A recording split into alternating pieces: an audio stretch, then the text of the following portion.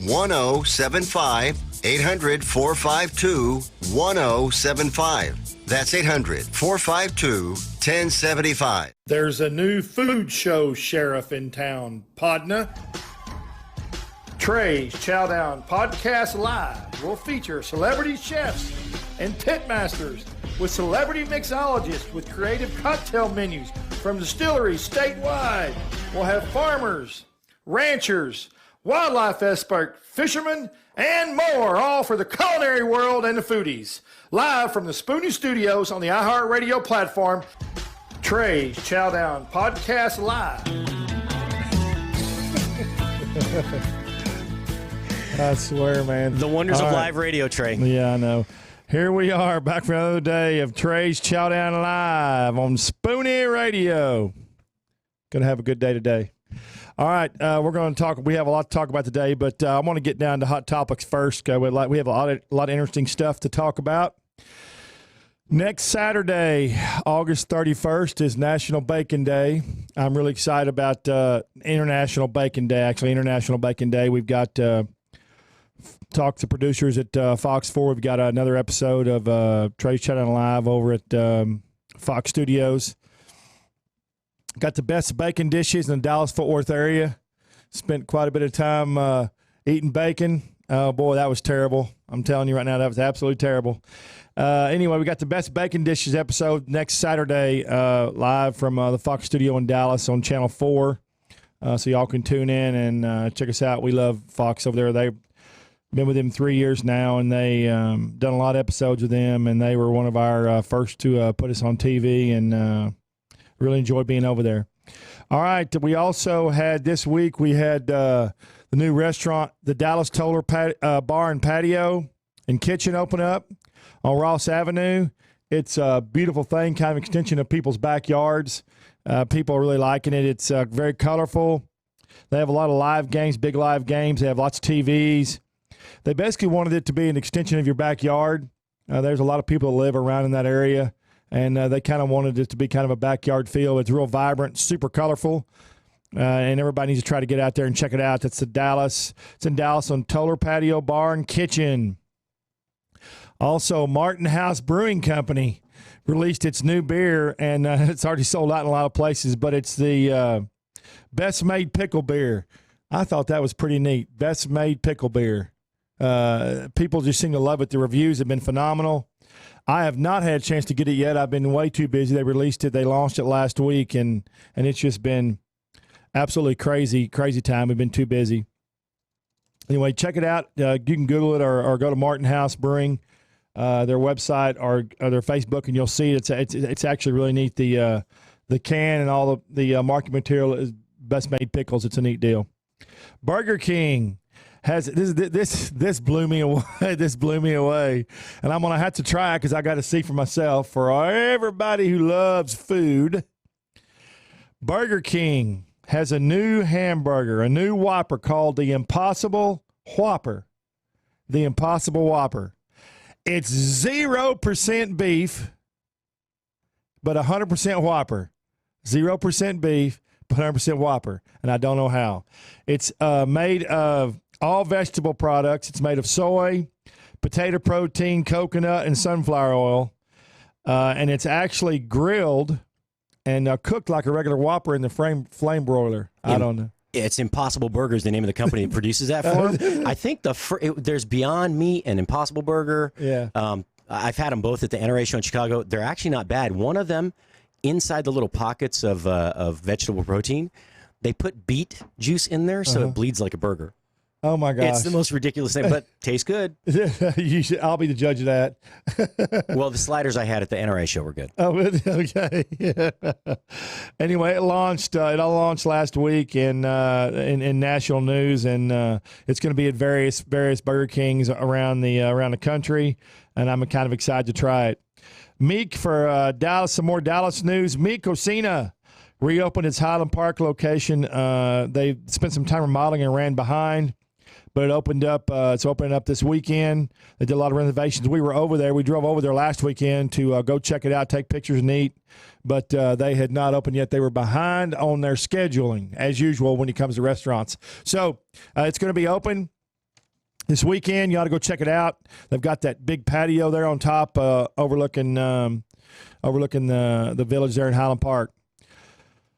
Some other great news. Get Fried sold. Get Fried is a concept that had about 15 locations. It was owned by a North Carolina franchise, and they were all about French fries. They had everything French fries in their menu. They're moving the headquarters. A company bought them. They're going to move them out, and they're going to increase their. I guess they needed some cash infusion, but they're going to increase it. They want to do 35 units in 6 states, and they're going to keep that thing going.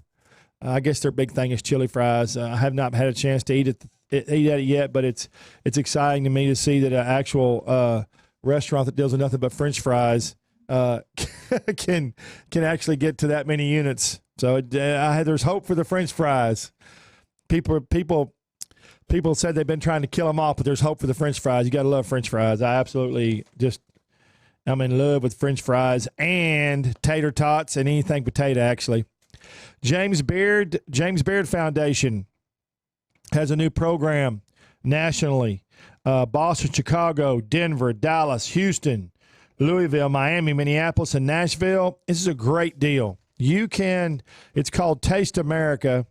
You can sign up for the culinary destination, get your tickets at James Beard Foundation's website, and you can get tickets for these events, and it has various tastings from culinary tastings from chefs celebrity chefs that do this, and it's a neat project, and it's funded in part by Capital One, and of course produced by James Beard. And I'm really excited for this to come to town. Actually, for everybody about it, it's going to be a great culinary experience. So go to jamesbeard.com. And you can, again, it's a Boston, Chicago, Denver, Houston, Louisville, Kentucky, Miami, Minneapolis, Nashville, Atlanta, Charleston, Chicago, Denver, KC, Missouri. I love Kansas City barbecue. Los Angeles, Louisville, and New Orleans. So if you live here, you can do Dallas, you can do Houston, you can do New Orleans. You got lots you can do here. You can do Denver if you want. It's not that far. Again, that's James Beard, and I got one more thing to talk about. Smoked Dallas. Actually, I got 2 things to talk about. Smoked Dallas. I've covered this event since it started, and last year we had Smoked Dallas and Smoked Fort Worth. Really enjoy the event. It's all about barbecue. It's 20. If you've never been, it's 20 different craft barbecue pit masters from all over the state that come in and bring their barbecue. Different dishes. They have live music. They have beers. It is one of my absolute favorite events of the year. It's going to be at the Main Street Garden in downtown Dallas.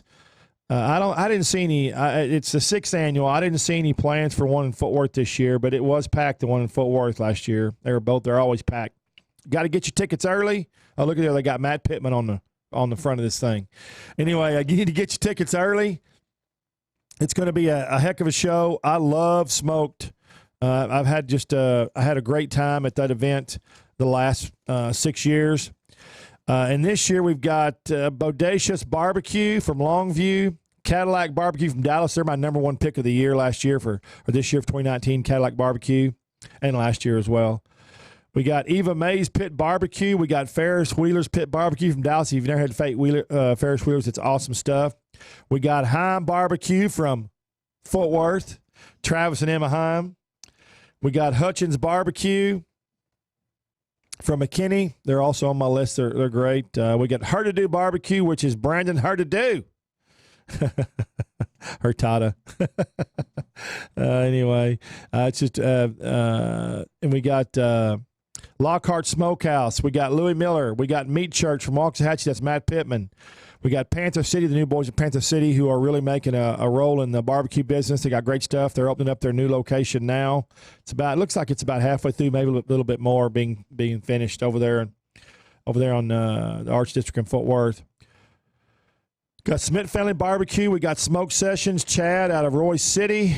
We got Zavala's Barbecue out of Grand Prairie, which is on my list too. I love Zavala's. Great stuff. Love their sausage, their tacos. Oh man, they've got a great thing going on. We've got smoke sessions again, and we got. That's it. Guess that's it. Anyway, you already get your tickets. It's Smoke Dallas, September 21st, Garden Park in Dallas, and it goes from you get in 2:00. I would do the VIP if I were you. It's not that much more money. You get an extra hour to get into the event, and being the extra hour, you have that time. An hour, you have an hour free to where there's not a lot of people. Once they start letting the people in the gates, it's on. So you need to be sure and try to get there for that event. I would do the VIP. It's only $50 admission tickets for the VIP. All righty now. We got one more thing. We got the new Cook Shack opening up this week in Fort Worth. Nashville hot chicken concept. And I'm so excited about this. It's on University Drive. If you haven't seen it, it's on University Drive across from it's right by the big intersection there at University and West 7th. It's going to be a fantastic Nashville hot chicken concept. It's a new concept, and I'm excited to get there. The food looks absolutely wonderful. And again, it opens up this week, this coming week, Monday, Tuesday. I think Monday, Tuesday. They're targeting for Monday, Tuesday. So look it up. It's Cook Shack. I think it's cookshack.com. Hang on a second. Let me make sure before I tell you here. Cook Shack. Hey, morning, Chef. It is Cook Shack. Right here, I got it. Let me just want to give you all the proper correct information. Yep, cookshack.com. All one word, the cookshack.com. You ought to go to that right now if you get a chance. Look, cookshack.com. I'm excited to get that thing open. It's as I said again, it's a new concept. Anyway, I got Chef Patrick here with me today. We got a good show, and this camera, they didn't check that camera. Anyway, so here's the deal. Give me 2 seconds. Don't even ask, man. Let's say I got hit by something heavier than I am. So, yeah. Well, give me a second. I'll fix that. Yeah. All right. Because can't have all the focus on you. Yeah, right. Can't have all the focus on me. We had a little fapu in the schedule this morning. Kind of got a little bit. Things kind of got shot off the wrong direction. It's just part of show business. And I'm waiting here for Patrick to. We got a lot to talk about. We're going to talk about the World Food Championships, which we're real excited about. They moved to Dallas. This is the first year it's in Dallas, right? Yeah, so I think it's October 24th through the 28th, right? Coming up. Yeah, and they're going to be at Victory Tower outside Victory Square, Victory Park. Reunion Tower, yeah. Reunion Tower. Yeah, Reunion Tower, yeah. So, okay, I was only a little bit off there. Yeah, but it's a long walk if you're walking. Yes, it's a really long walk. But, so I believe it's the 8th or 9th year for the WFC. And we're expecting, I think Mike McLeod is expecting 700 to 1,000 competitors. Right. It's kind of cool because if you've ever watched, let's call them scripted cooking reality shows, they're not really scripted, but there's a lot of added stuff in there, like the one-on-one interviews and things like that. This is all live. Each event takes place in one day. There's 10 different categories, from bacon to burger to sandwich. There's seafood. There's dessert. There's all these different categories, and then each winner is crowned each day. That's awesome. Yeah, I mean it's a busy event. It's crazy. You can't possibly make all the things that are going on with that event. I've looked at the schedule 10 times. Can't make it all. There's 15 things a day. And we're trying to add something a little special. That Spoony will be the host of a broadcasting venue, so to speak, there. Sure. So, as I know, we'll have that wrapped up at the end of the month, and I'll let everybody know what's going on with that. And hopefully it's going to be a really fun thing, and we'll get some interviews with every winner of every category and some special guests like, you and some other local celebrities, and it'll be a lot of fun. It'll be fun. Yeah. What else? Did you go to one last year? I didn't. It was down in Orange, and I found out about it late, and I just couldn't make it. We had the NRA show last year in Chicago. I was at the Texas Restaurant Association's, what do they call that? Their food show down in San Antonio. Right. And then it was right after that, like November, late October. Okay. And I'm glad it's here this year because more than likely we'll be high and dry. I heard last year it was really humid. It rained day 2 nonstop. or day one. Is it in the yard? Is it outside? It should be outside, yeah. I guess so. With all the live cooking and stuff they have, they probably it'd be really smoky to have it inside unless they had a big place. Yeah, and one of the events is barbecue, right? Okay. So, and I know that Innovative Group's the company that's doing the production. They're producing the whole thing this year, and they do a lot of experience. They're experienced architects, right? So they own Maximus, the truck that was on the very first season. Oh, that's right, the big truck. And then I forgot they have another one too. That's a big red fire engine. That's a real fire engine, but it's actually a smoker. It's a pit. It's a barbecue pit. Oh yeah. I saw they had. I saw that at the Dallas. We did the event in Dallas at Jerry World. That whatever that event was. I know it's on my website. I don't remember. I do some mean. I don't remember. But they had the fire truck there. It had a fire. And they'd taken the water. The tank out. And put the oven in. That was really neat. It's so cool. Yeah. That thing's hard to drive around the country though. So I'm trying to get it like static in a region where we can have more exposure to their assets. They do these things called skyboxes too. You ever been to the Colonial or to the Super Bowl? And it's like a pimped out trailer, right? Right. It looks like a fixed building, and basically it's a VIP retreat for companies or for just a VIP experience, or to showcase product or certain things like that. Have sales meetings. We're hoping to get one of those brought in for the event as well. So because not only are they producing the event, they're doing the VIP area. And again, we're hoping to be a part of that. So, how many chefs they have are going to be here for that? Last year they had 5. It's 600. I think it might have been almost 700. And it's not just chefs; it's home cooks as well. Right. So you don't have to be registered as any sort of certified chef or anything. You've never had to work in a restaurant, but I'd say close to 1,900, 800, somewhere in there. That's a lot of cooking, baby. It's a lot of cooking. That's a lot. Well, it's 4 days, but they got to fill it with all the events. 4 days is a long time. Mm-hmm. It is. I think they stop cooking about 6 each night, and then they after that they typically do the announcement on who the winners for those categories that day was later at night. Because I know when I watched the live stream last year we did the live stream over Spoony. We had some people down there. Kitchen Ambush was down there doing live reporting for us. Mark Conway, who does 2 different shows now. He has one that's the Food Sport magazine, which he does late in the week. And that's basically an update on this is Food Sport. It's live food competition cooking. And then he does a show called it's Family Meal. Okay, jeez.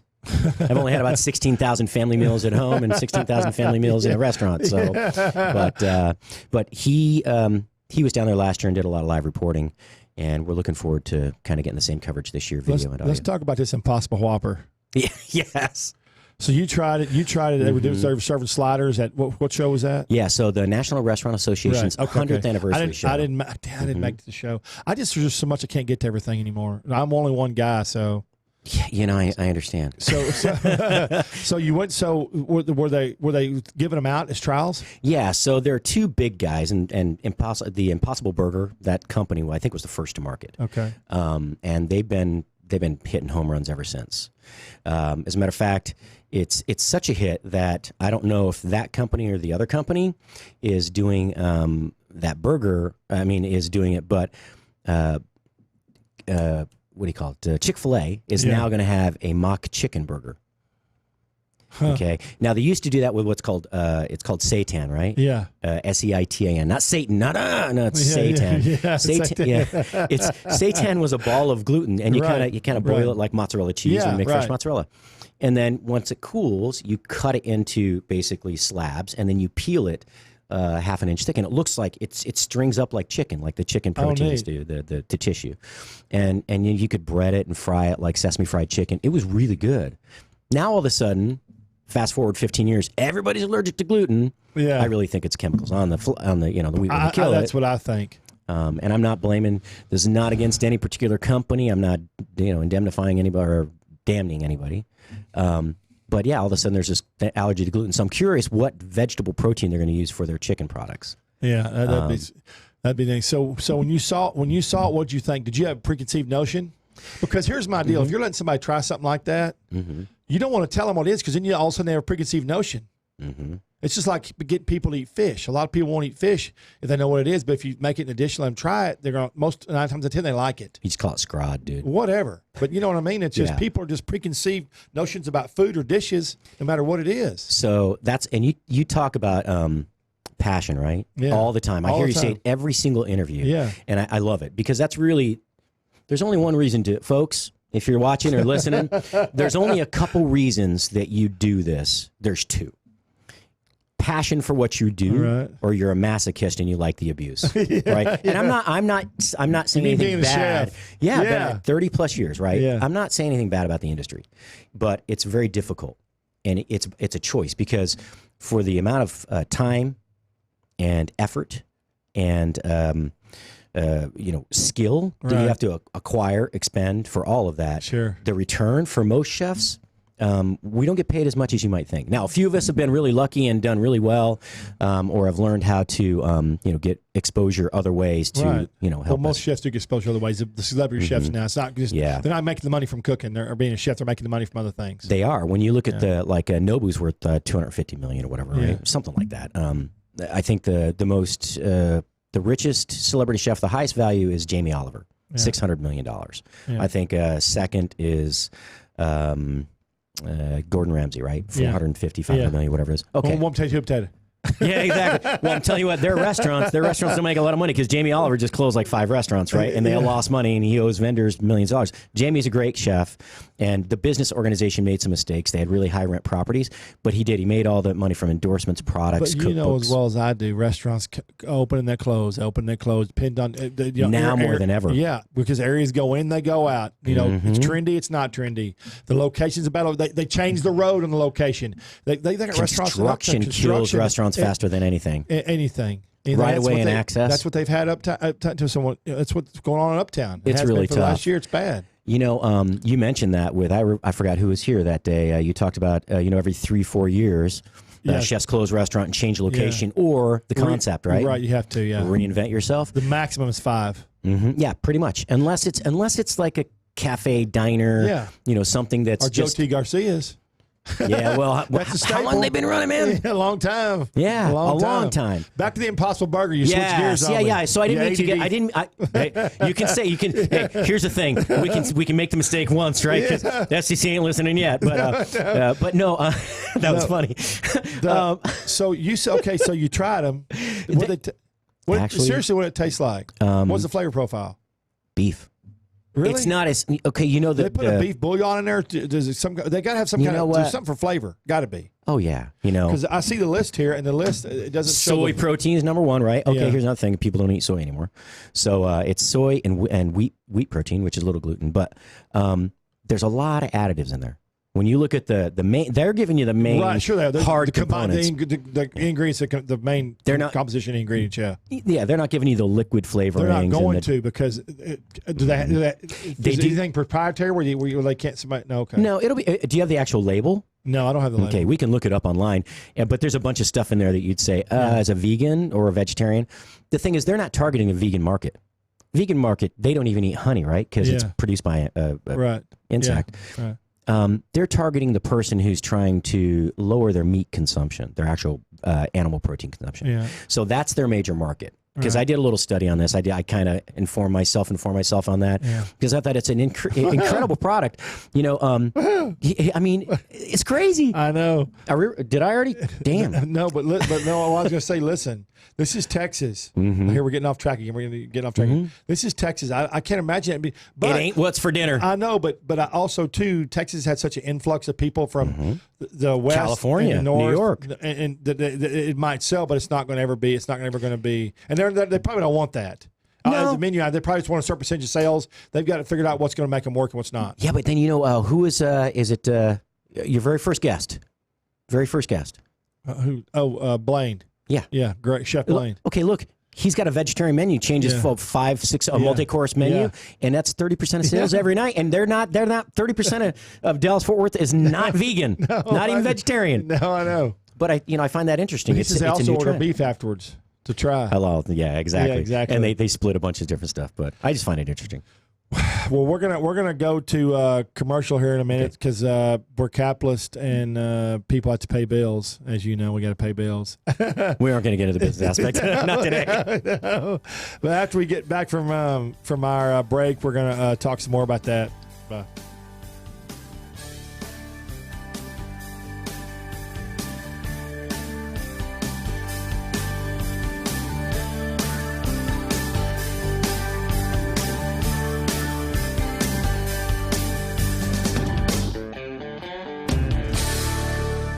Do you use the expensive blue or yellow pills to charge your sex life? Are you thinking about it?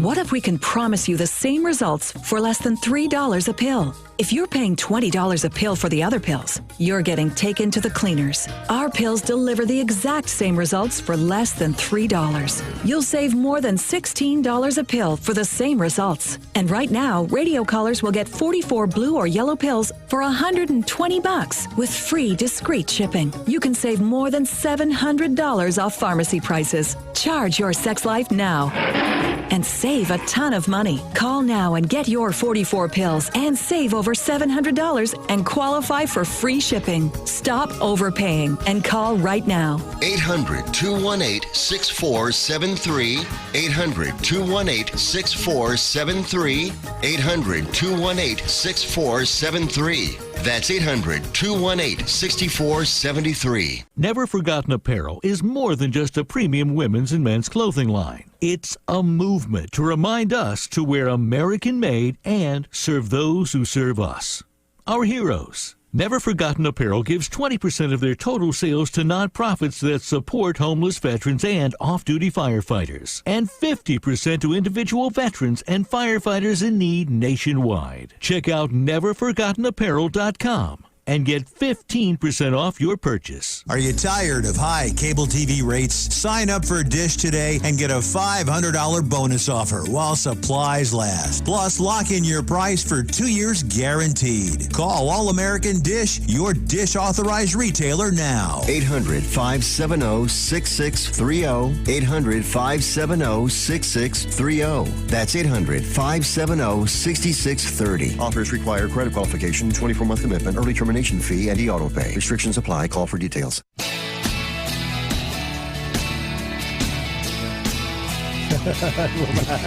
You should be live. You should be live. That's funny. If I'm not looking in there, I got to screw up. Anyway, so we're back here with Chef Patrick. And Patrick, tell everybody a little bit about what you've done and where you came from so they kind of get the backs from a little bit. Oh, man. I'm the chief cook and bottle washer, pretty much. I've done that for 32 years. So I actually started out. I was in Japan, and I was taken over there in my early college years. To I was going to be an interpreter and copywriter, right? So I started out that way, and I fell in love with Japanese food, and I never looked back. About a year into my career there, I was cooking full time. Kind of left that career, and there you have it. So did a little training over there, went to school, learned to do sushi, came back. White boy doing sushi. Yeah. Actually, what a draw. Yeah. A white guy that speaks Japanese. Yeah, that's right. So I came back and ended up moving up to Denver to go to culinary school. I realized I didn't know how to cook anything that was like traditional European-based cuisine. Is this pre-Nobu? Yeah, and then right as I graduated in Denver from the Art Institute there, I got an offer. I moved up to Aspen to do Matsuhisa for Nobu and my partner Jeffrey Klein. So, and that was how long were you in Aspen? A couple of years, and then went back down to Denver. There was a really cool concept that used to be in Chicago called Hi Ricky Asian Cafe, and it was like Thai, Laotian, and all this street food from Southeast Asia. And they had you went in and ordered at the counter, and then you sat down and they called your number. Well, we took that to another level. We opened a concept called Hi Ricky still. It was called Hi Ricky, Asian Bistro. Okay, as in Hi Ricky? Hi Ricky. Yeah, H-I. Yeah, not like Rocky Mountain High, get your high on, because it's legal there, because this was a long time ago. This was in the 90s. Okay. So, but we opened there, and we did this really nice, beautiful, full-service version of what they did. My filet, so I did this, I did a prime filet that we packed in olive oil, garlic, some seasoning, Chinese 5-spice, and ground ginger. And I packed it in there until it didn't just marinate it, it's saturated, right? And then I'd cake some of that on either side, and we'd do it on a flat top and then finish it in the oven. I beat right across the street from us Ruth's Chris and all the other steak places for best steak in Denver that year. That's awesome. And then somebody stole a bunch of money and we closed. So then I went from Restaurant there. Restaurant business, exactly. So ended up in L.A., actually San Diego, then L.A. Right. And that's where I learned about vegan and vegetarian food. I worked for a place prior to working on Coronado Island. It was called the Vegetarian Zone. I love Coronado Island, by the way. Oh, dude, the Hotel Del. And I was on the opposite side. You know where the ferry landing is? Yeah. There's a restaurant there, but there's one right next to it called Pioe's. It was a Polynesian restaurant. It used to have a big waterfall when you walked in, and it had these open ponds, saltwater ponds, around the seating. And they had puffer fish in there and all sorts of amazing That's what you want to be exotic grabbing, fish. the puffer fish. Yeah, I mean, what was funny is it would spit at you. If you put your hand down near the water, they would like spit water out of the tank at you. But we had a 100-foot dock, so you could roll up in your 110-foot yacht and with a helicopter on the back and walk in and have a table for 6 or 10 or 2. Anyway, but I was at the Vegetarian Zone, which in the past had been called Kung Foods. It was founded in the 60s by these 2 hippies, these great people. And they had partnered with Dr. Sears. So remember the very first high-protein, low-carb diet? Yeah. The Zone diet? Right. Dr. Sears. He was out of La Jolla. Okay. And so they had partnered in the late 70s, early 80s, and it became the Vegetarian Zone. So it was a vegetarian restaurant that had vegan and vegetarian supplements, high-protein supplements, to go with your meal so you could follow the Zone diet. And I worked there and ended up, we kind of rolled that and remodeled and changed the concept, and then I went to Coronado Island and then ended up at Universal Studios. And there's a lot of great experiences out there. Me living out there, and my girlfriend says you're in Newport. Yeah, well, I was in Laguna Beach. Oh, Laguna. Yeah, I was in Newport all the time. I lived by my house in Laguna. I lived in Laguna and then Laguna Hills. And my girlfriend says, anytime I talk about California, you always just jump. I like living in California. It's beautiful. It's beautiful. It's 9 years, a great experience. If you don't have to drive, it's the best place in the world to live. I had to drive. I had crotch rockets. But yeah. But I love. What'd you ride? I had 1100 and a 1000. I used to drive a Ninja 600. That was Hondas, CBRs. Yeah. No, nice. But I learned a lot in California because a lot of the concepts that were there were not anywhere else. Nope. And still to this day, there's a lot you can learn in California. If you want to go out there and be a sponge, you can learn a lot. There's a lot of crazy shit that goes on out there. But it's the land of fruits and nuts, baby. The land of fruits and nuts. But if you just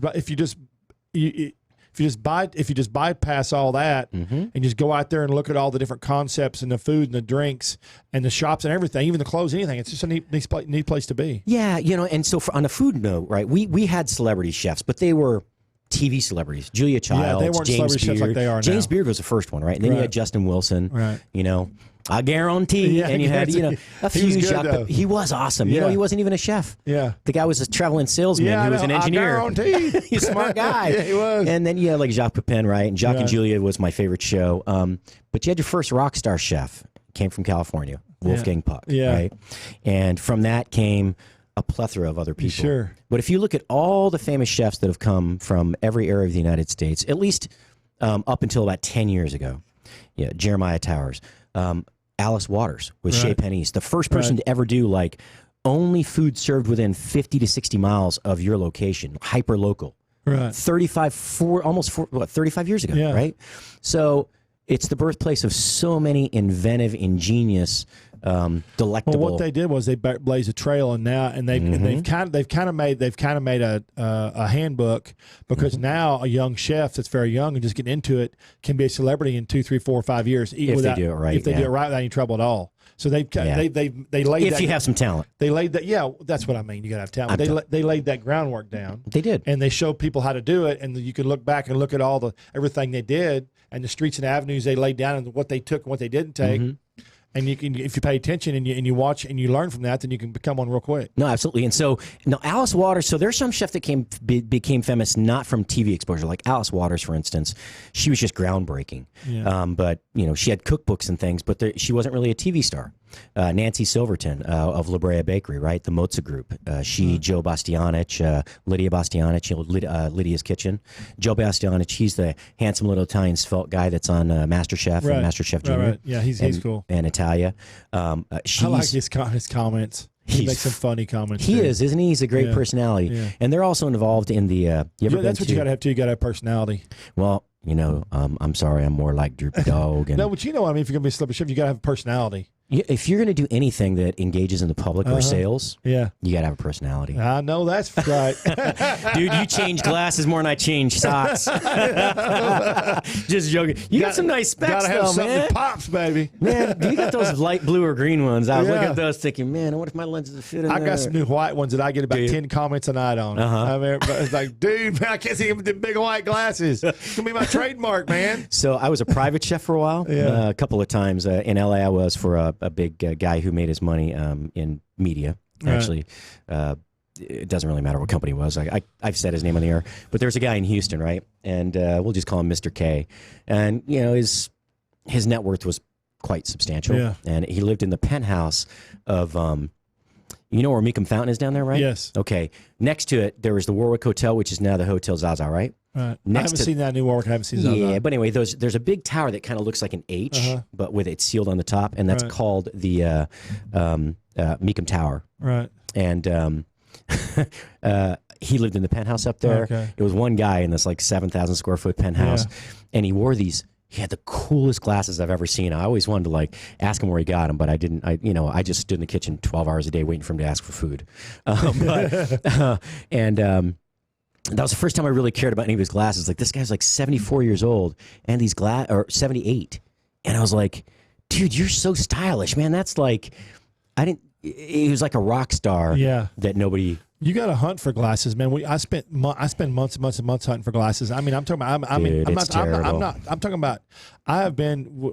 I've dragged my girlfriend into the 3 different states we've been in. A glass shop. I go to eyeglass shops, all of them, because some of the stuff these custom glass makers and these celebrity glass people and the glass companies won't sell online. They only sell in store. So people think they're seeing everything online because they're lazy and just want to shop online, or don't want to go see anybody. But the good stuff's in the stores most of the time. Like those new Tom Fords I had, couldn't find them anywhere, and it couldn't find them. It took 3 months to find them, and they were painstaking. Look, I'm telling you, hey folks, first world problems, baby. First world. No, but it is. I have a really broad. So I need one that has a broad bridge, right? Yeah. And so finding glass that fit my face, I'm like, gee, man, I went through like every one of the cookie cutter places. Then I started going to the designer places. It took me like 4 months to find frames that would actually fit my face and look decent. Yeah. Yeah, dude, it's a painstaking So did you like Nobu? I guess you did. You like Nobu. Yeah. Nobu got notoriety from all the celebrities, movie stars that got involved in it, right? So you want to hear how he got his second restaurant? Yeah. So his first restaurant. Nobu was working as a sushi chef. His dad was a very famous architect in Tokyo, in Japan, and so in Japan, being a sushi chef's a craft. It's like an artist. Dude, it's hard, man. Yeah. You ever seen Jiro Dreams of Sushi? Yeah, I love that. You know how long it takes to... I watched it like 4 times. Yeah, me too. I watch it at least twice a year. But I learn little tips and tricks, stuff I missed. But to work for him, to become actually chef on the line and go out and do your own thing, if you wanted 10 years to apprentice. 10 years. Yeah. That's it. Well, it's a hell of a long time. And you make okay money, but Tokyo... Okay, 1 square meter of property in Tokyo, when I was there when I left in 1993, 94, was $1 million. Yeah. So, I mean, just think about the cost of living, and it's crazy. But Nobu got famous. He opened a restaurant in Alaska that burned down. He hates cold places, by the way. And he opened Matsuhisa, which is like up the street from the Stinking Rose on La Cienega, right across the street from the original Benihana out there. And right in the heart of Beverly Hills. He got really famous within that group of people there. And Robert De Niro was his biggest fan. Yeah. And so the story goes that I've heard, Robert De Niro wanted him to come and do a place in New York because he was tired. He doesn't like L.A. He hates flying to L.A. all the time. Because I don't know if you know, but Robert De Niro owns like half of Tribeca, right? Yeah. And so Drew Neoporent was a partner chef with him. They have a... It's funny you hate going to a place that makes you the most money because that's where they made their movies. Well, for the when you started, absolutely. But you have to. He was building his own studios, right? In Tribeca, and then they have Tribeca Film Festival, and so it's just his, his element. Yeah. And I don't think he hated being there. It's just his travel there, because he wanted to eat there all the time. So Drew Neoporn owned like Tribeca Bakery. And Tribeca Grill and some other. Okay, so he said, "Well, why don't you come like be the chef at Tribeca Grill?" And nobody says, "I don't do steak, man. It's not my thing. I do Japanese food." And Robert De Niro says, "What is it going to take?" He goes, "I want to be in your next movie. I want to be on the poster for your next movie, and I want you to pay for everything, basically, to build out the restaurant, right?" And so they did form a good partnership. But if you look at the movie card, the poster for Casino. There's a Japanese guy, and in the movie, he's at the Baccarat table. That's Nobu. Oh, okay. And so that was his first movie appearance. Oh, that's neat. Yeah, and he just from there they opened New York. There was London, Tokyo, Paris. Matsuhisa it's the same concept, but that's owned by him. Right. We were the only licensed deal to ever be done under that Matsuhisa brand. Was up in Aspen, and then he's got Miami, South Beach, the Hard Rock Hotel in. I love Miami. Oh, dude. I lived there too for one summer. I was there for a year and a half. Loved it. Oh man, I was on the 17th Street Causeway. Yeah. Oh man, on the I was first down by over the South first bridge. Beach. At that time, South Beach was crazy. That's when all the drug stuff was going on, all the shootings and everything. Man, it was. I mean, it was already. I'm from New York, right? We used to call it God's waiting room. Yeah. It's where you went to retire to wait. It was like, it was a lot of Jewish retirement communities, right? Yeah. And so, and then it went through that phase, the drug really dirty phase. It was Pablo like New York in the 70s. Yes, he was. Thank goodness that's done. But and then it came really glitzy and glamorous and really expensive to be there. Now it's leveled off. Now it's absolutely beautiful. But it's still not, as far as homes and stuff goes, it's still not as pricey as some of the other places in part of the country. It's really not. It's not. I mean, not for the income you can make there. And the restaurants all have the Latin flair. I love the Latin flair in all the restaurants. I just absolutely love Latin food. The Cuban influence there is amazing. It's so good. I'm telling you. So anyway, I'm actually deaf in one ear, so if I don't put them both on, it sounds so funny. I've tried to do the earbuds thing. I have some custom ear molds that I can get done, but I loved living there. I learned a lot there. Was there a Nobu there? There was. It used to be at the so there was the Delano and Shore Club that were started by the guys that own Studio 54. Ian Schrager and his brother passed away. Ian's the one that went to prison for money laundering back in the day. Whoa! Hey, good catch. Where's my sippy cup, dude? Where's my sippy cup? Good thing I caught that. All right, hey. Just messing the studio up. Hey, so, I tried to put the power plug back down there so we could have technical issues, but no. So it was at the Shore Club, and and they're like 2 blocks away. And I remember being there one night. The executive chef there was a guy named Jonathan. He was the chef from London. And I helped out several times down there and during the opening, but it was New Year's Eve, and I don't remember what year, but they did $100,000 in sales in one night. Yeah, $100,000. A lot of that alcohol, or still a lot of food. Yeah. So I mean, there was only about 110 seats inside, but then they had this lobby area, this kind of really cool patio lobby that had about another 60 seats, and alcohol. Yeah. Oh, well, that's where you make your money anyway. That's where you make your margin, right? Yeah. So that's the business of food. Yep. All right, that's what the Food Biz Pro show. I really like talking about the business of food. Yeah. And people don't understand, like your family has had 100 restaurants over the years, close to 285. 50? Holy crap. I mean, I've done almost 50 openings. I'm like, 285, that's a lot of restaurants. Even over 100 years, that's a lot of restaurants. Every penny counts, but alcohol, any kind of drinks like that make your profit margins just go through the roof. So. Yeah, because I mean, what's your pour cost on spirits? Like 23% on high end, maybe 30%, maybe. Depending on what spirits you're using. Yeah, but and what you're charging, the higher, you're not going to have super high end, spirits at a place that isn't going to be able to charge for it, right? No, right. So 23% somewhere in there, beers. Nowadays, the spirit business is so good, though. I mean, this place has got 600 or 700 different kinds of. It's just absolutely insane to me. You know what what started that, right? So I love the history of food and beverage. That's part of the business of the business. So Grey Goose. You know the whole story. Oh yeah, dude. I've seen all the taste tests and watched all the videos and all that crap. But have you seen the really funny spoof on how that whole thing started? No. Okay, I forgot the guy's name. People still use. I'll have Grey Goose. I don't want to have anything else. They still do that nowadays. Oh yeah. Well, because it was the first premium vodka. But vodka is defined as an odorless, tasteless liquor. I mean, spirit. Right. Colorless as well. Right. Odorless, colorless, colorless. Okay. Right. Yeah, but that's still what's defined as. But now they have so many. They have probably 1,000 flavors. Cotton candy vodka, dill pickle, baby. Dill pickle vodka. Yeah, right from apple Deep Ellum. Yeah, Deep Ellum. Yeah, we went there. Yeah. Yeah. So what happened was that was like first boutique spirit. They and no offense to the Johnny Walker people, but Johnny Walker Blue, was basically just a blend of some stuff they had, and it was a good blend, but way overvalued, and it's packaged in a really beautiful box with a silk lining, and the marketing was everything. They had lots of money to put into marketing. So, but Grey Goose, basically the gentleman who had the rights to import Jägermeister to the United States, right? He was trying to figure out how to monetize that, and he finally saw, I don't know, it was like some frat party somewhere, and he saw they were doing these things. This bar was doing, and he's like, every bar in America is going to start doing Jägermeister shots for the near universities. Right. Okay, so then he's looking for his next big hit. So he's looking for a boutique vodka. So he goes to France, of all places, and he meets with a lady who produces vodka, and they strike a deal that they're going to produce, and they're going to market the hell out of the first premium vodka ever made. And they did, and it was the first, and it's still, people still think, a lot of people, it's great. I watched all the videos and read all his, but I've never seen why they called it Grey Goose. I wonder. You know what? Because you'll never forget it, right? It's like High Ricky. No. Well, yeah, I guess so. Yeah.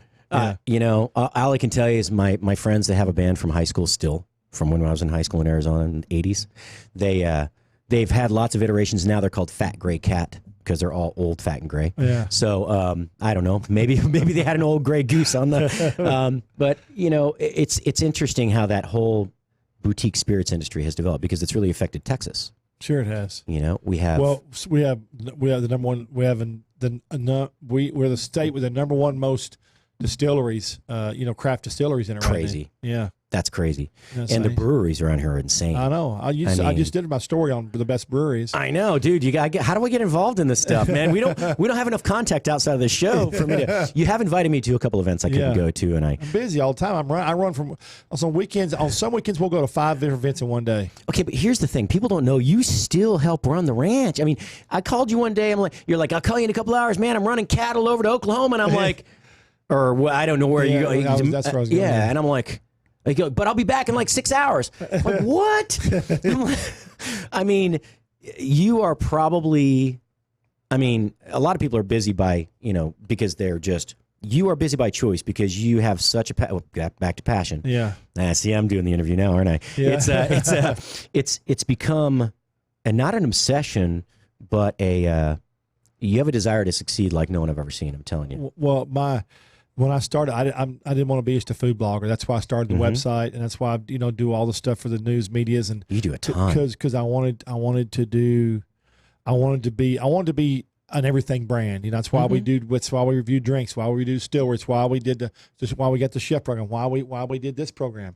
It's just I wanted to be a full round house for everything from it's awesome barbecue. It's just and it's a lot of work. Yeah. So it took you how long? 18 months to go around to the craft breweries, right? No, I spent for the best spirits. The distilleries. I haven't done the breweries yet. Yeah. I hadn't pulled that trigger, but I'll make the rounds with you on that one. Yeah. But we spent 8 months to a year doing it. Yeah. Wow. Because we would go and then we'd go back and we'd go because it's just like with restaurants. I don't do anything unless it's just really really good. I don't do anything on the first swap. I'll go back 2 or 3 times. I'm not going to do anything on the first whack. I want to give it time to see. Yeah. And if they've just opened up, I want to make sure that I want to go back because they change a lot. When a restaurant opens up, they change a lot. Absolutely. The staff turns over most of the time. So yeah, and people are like, "How was it? How was it?" I'm there. I'm invited on night 2, and I'm like, "It was good." You know what? But I'm not going to say anything until I'm going to give them time to mature, right? And settle in. And I never say anything negative about opening night because I'm telling you what, it's never right. But it's hard. That's another thing about my business. I base my deal on being positive. So I'm a positive person. Absolutely. So, and that when I first started, everybody said you're not going to be able to be a positive food grid because people wanted. Well, guess what? It's worked. And it does work. We've gotten very large. So we're reaching over 3 million a month now. So yeah, I know, and I'm gonna use your numbers to leverage on Spoony, by the way. No, but I mean, you have a couple of terrestrial radio stations, an internet radio channel that's picked you up. You have one out of Florida, one in New York. Yeah. And I mean, you're growing like wildfire. Yeah. The thing I hate is though when they download those shows and then replay them, it doesn't show on the numbers.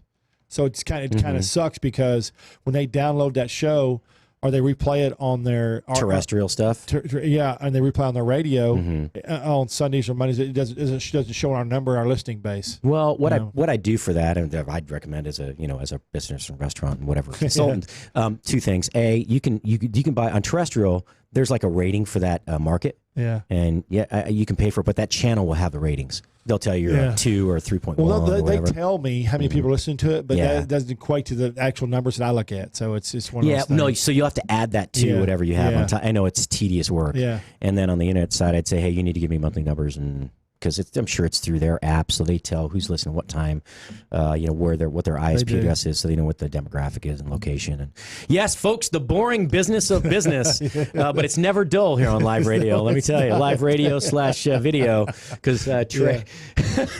So thanks for being gracious enough to ask me in this morning. I know your guest wires got crossed, and it's fun. It's fun. Yeah, it's fun. So it is fun. Again, I want to tell everybody. I want to talk about the World Food Championships. Yes. Everybody needs to go. If you're listening, just go to it's World Food Championships and check it out on the on their website. It's phenomenal. Because I did a deal over there with Mike. I did when they were doing that cooking deal over there. That cook off. It was fun.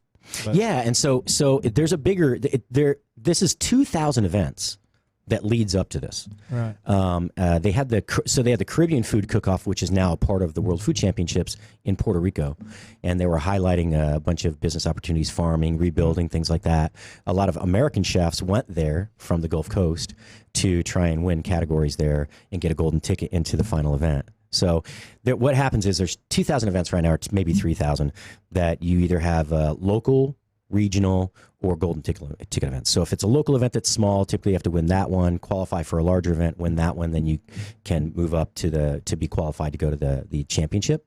And then they have golden ticket events. So like Culinary Fight Club, they have their big, which is kind of the same thing. It's a 1 hour deal though. They have like 5 chefs, 1 hour in a restaurant. You can bring 3 of your own secret ingredients. The rest is from their pantry, which you don't know what's in it except some staples. And dude, you got an hour to and it's usually like a bite. The Impossible Burger. Yeah, dude, if I could create that in an hour, we wouldn't be sitting here, dude. I'd be okay. One more time. Well, the regular Whopper, they've got it, and it's got beet juice inside of it. So I think it's Impossible Burger, but one of those vegetable based protein burgers. What they do is they when they make those little protein globules, they're like a little cell, right? They're literally a little capsule, and they compress. They mold the burgers out of that. There's a little bit of beet juice inside, so that if you cut it open or break it open, it doesn't run like red, like it's rare, but a little, that little pinkish kind of glow you get to the juice that flows out. That is there, that shine, that pinkish shine. Did they take that horrible hwang off the beet juice? Because it's got a bad aftertaste. Beet juice does. Yeah, it does, especially in powdered form. But it's just the color. So it's not the actual beet juice; it's the coloration from it. So it's an all natural coloring product. But so back to WC real quick, and then because Impossible Burger, I think that Impossible Burger should go ahead and contact WFC and see if they can do a vegetarian burger or a vegetarian. And they got that new thing going right now with the Chick-fil-A sandwich against the the new McDonald's the Popeyes. Yep. Yeah, that bill's going on right now. Do you know Chick-fil-A is number 2 fast food right now? Yeah, well, Burger King fell by the wayside. It should be number 1 because they have great service. They have great service. They have a good product. They beat you to death with service. They do. They come, sir, everything okay? That's right. It's good. It's good. I don't need my water filled. But so WSC real quick. 2,000 events lead to this one 4-day event, right? And again, that's October 24th through the 28th here in Dallas. Yeah, what tower? Reunion Tower. Yeah. Thank you. I don't want to get that wrong. Yeah. And so with that, those 10 category winners, about 6 months later, which last year it was in October, I think. This year they met in May. They met in May this year in New Orleans. Okay, so those 10 category winners had a 2-day event where the first event was, I forgot what they cooked, but you better hurry, you're running my closing time. Oh yeah. Anyway, so they narrowed down to 5. Then the second event narrows down to 3 for the final. That final winner, their winning dish, went on the menu at Antoine's, which is the I love Antoine's. Yeah, the birthplace of oysters, Rockefeller. Yeah. Founded in 1896, not a new menu item added in over 100 years until that event. Well, I'll tell you what. Who knows what's got in store for next year. I love Antoine's. Me too. Thanks, Trey. Yeah, but you bet, buddy. Okay, so if you're trying to get a hold of us, it's Trey'sChowdown.com. That's Trey with an E, because like I always say, the handsome Studley kids are Trey with an E, not an A. But if you go to our website, you can hook us up on all social media. You can go to our chefs page and find out about chefs all over the state of Texas. We have all of our live shows on Trey's Chowdown Live page. We also have a barbecue guide. We've got a free restaurant guide. The barbecue guide's got free barbecue restaurants all over from East Texas all the way to West Texas. We've got all of our blogs. We have all of our, on our video side, we have all of the last 5 years of our TV shows. You can go back and watch all our food episodes for ABC and Fox and Blaze and all that. It's just absolutely phenomenal. If you're trying to get a hold of Spoony, anything at Spoony. Yeah, at Spoony. There's DJ Spoony. So Spoony.com. Everything else is at Spoony Radio. Yeah. And we're on LinkedIn too. I don't have LinkedIn linked up to my Facebook page, but LinkedIn has become we're 10,000 strong now on LinkedIn. So nice. LinkedIn's doing very well for us. So you can head out and go do LinkedIn. And also be sure to remember next Saturday, August 30th, we're going to be live with Fox on the best bacon dishes in Dallas-Fort Worth. Spent a while eating bacon dishes, and I've got them all the way from expensive to really inexpensive, and they're all absolutely delicious because who doesn't like pork? But I do consider pork belly bacon. It's just thicker. Dude, it's big bites. Yeah, big bites. Not as crispy. See y'all next week on our live Trey's Chowdown Live. Adios.